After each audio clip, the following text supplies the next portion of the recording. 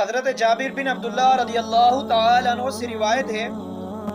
نبی علیہ السلام نے حضرت کعب بن عجرہ رضی اللہ تعالیٰ عنہ سے فرمایا کہ اللہ تعالیٰ تمہیں بیوقوفوں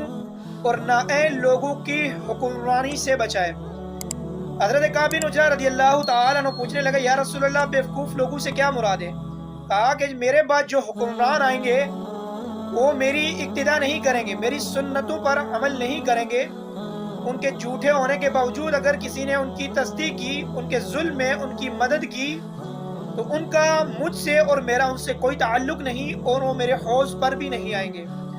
اور جن لوگوں نے ان کے جھوٹے ہونے کے باوجود ان کی تصدیق نہیں کی اور ان کے ظلم میں ان کی اعانت نہیں کی، وہ میرے ہیں اور میں ان کا ہوں، اور وہ میرے حوض پر آئیں گے۔ تو بس انہیں جانا، انہیں مانا، نہ رکھا غیر سے کام۔